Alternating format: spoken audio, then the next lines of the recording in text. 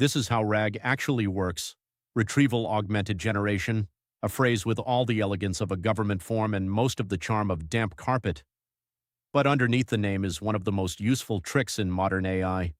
RAG is not one model, it is a pipeline, a system. A little information fetching machine bolted onto a language model so the model can look at relevant material before it starts speaking like it owns the room. That is the center of it. Without RAG, a model answers mostly from what is already inside its weights and whatever context you provided. Sometimes that is enough, sometimes it is not. Especially if the question depends on private documents, current information, company policies, support tickets, product specs, meeting notes, legal text, or some internal PDF named final_revised_actual_V7 because humanity remains undefeated. RAG gives the model access to information outside itself. Here is the basic flow. First, you have a collection of source material, documents, web pages, transcripts, database records, knowledge base articles. Whatever pile of knowledge someone has decided the machine should stop pretending to remember. That material is usually split into chunks, not whole documents, chunks, small enough to retrieve and fit into context, but large enough to still mean something. This is already a place where things can go wrong. If the chunks are too small, they lose meaning. If they are too large, they bring too much noise. If they are cut in the wrong place, the answer may be hiding just across the border like a coward. After chunking, those chunks are often turned into embeddings. Each chunk becomes a vector, a list of numbers that represents its meaning well enough to compare it with other meanings. Those vectors are stored in a vector database or search index. Now the system is ready. A user asks a question. The question is also embedded.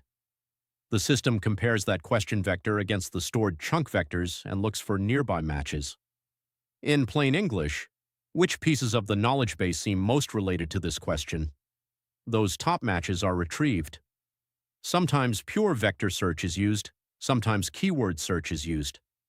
Often a good system uses both, because embeddings are clever and keywords are stubborn, and together they cover each other's little personality disorders. Then the retrieved chunks are inserted into the model's context window, usually along with instructions like, answer using this material, do not make things up, cite the source. If the answer is not in the context, say you do not know. Adorable instructions, necessary ones. Then, and only then, the model generates the answer. That is RAG, retrieve first, augment the prompt, generate from the evidence. The model did not magically learn the documents, its weights did not change, it did not absorb the company wiki into its mechanical soul. The relevant text was found and placed in front of it at runtime. That distinction matters. Fine-tuning changes behavior, RAG supplies information. Fine-tuning says, be more like this. RAG says, read this before answering. Different tools, different failure modes. And RAG has plenty of failure modes. The retriever might find the wrong chunks, the right chunk might be ranked too low, the source document might be outdated, the answer might require combining details from several places, the context window might be crowded, the model might ignore the important part and confidently build a gazebo over the least relevant sentence. Because, as always, the machine can only work with what the system gives it and what it manages to use. RAG improves grounding. It does not abolish error. It reduces hallucinations by giving the model evidence. But if the evidence is bad, missing, ambiguous, or poorly retrieved, the answer can still go wandering into the decorative swamp. That is why good RAG is not just throw documents into a vector database. That is how you build a searchable junk drawer.